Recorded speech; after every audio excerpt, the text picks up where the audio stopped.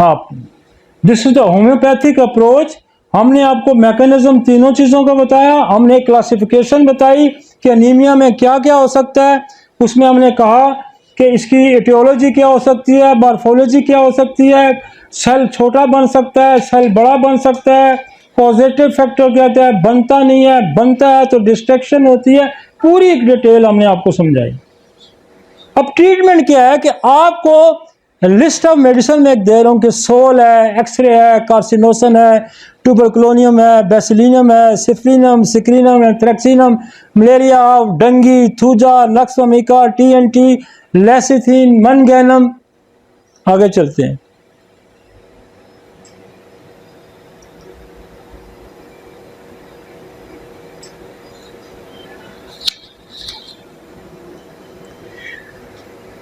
Vanadium है, नेटोम्योर है, Calcarea FOSS है, सियानोथस है, ferrum met, ferrum phos, ferrum ars, iridium, phosphorus, sulphur, millefolium, aurum met, china, चैनमसेल, मक्सॉल। बेंजोलिम है, आगे चलते हैं। Staphysagria, benzolinum, plumbum met, pulsatilla, cadmium sulph, arsenic, album, platinum, nitric acid, sulphuric acid, secale. This spelling ठीक कर दें, सेक्यूला एसक्यू है, सेक्यूला या इसको सिला भी कहते हैं। Phosphoric acid, natrum ars, crotalus, kali ars, graphites. ये बाद में ठीक कर लेना। आगे चलें जी। आर्निका, कालीफास। आगे चलें जी।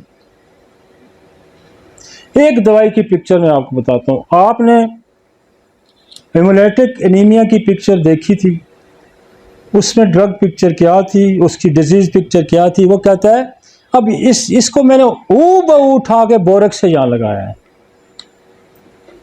एक कामा भी मैंने नहीं काटा, ताकि आपको समझ लगे कि हेमोलाइटिक एनीमिया क्या है, परपरा क्या है, विटामिन बी डिफिशियंसी क्या है। एक दवाई को जरा पढ़ें, आपकी एक दवाई जो है वो कितनी बारी बारी है।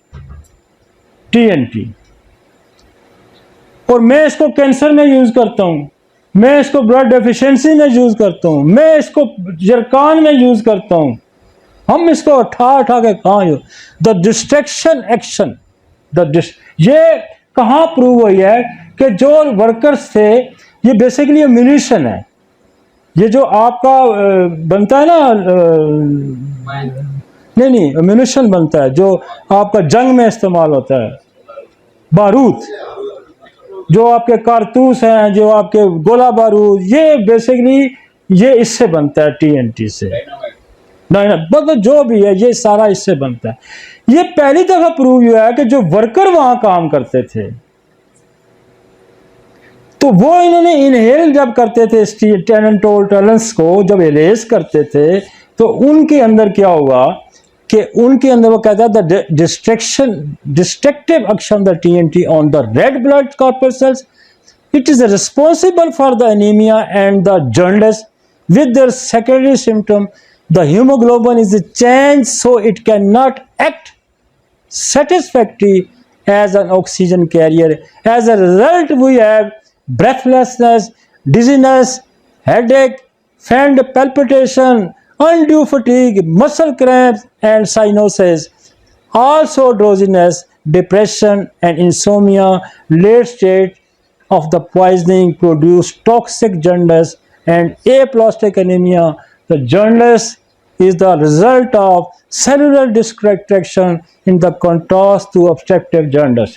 जब आपका रेड सेल मरना शुरू हो जाएगा,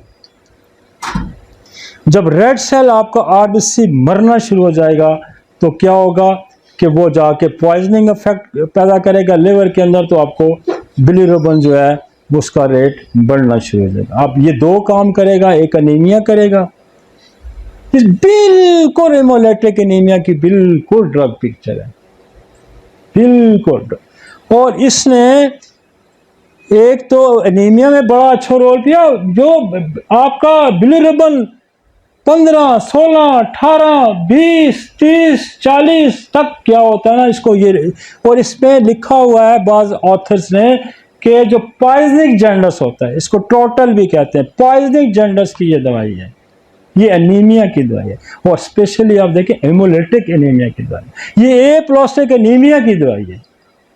ये बेसिकली रेड सेल्स को इंक्रीज करने की दवाई है, और ये ड्रग पिक्चर किसी एलोपैथिक ड्राइव नहीं पाई जाती।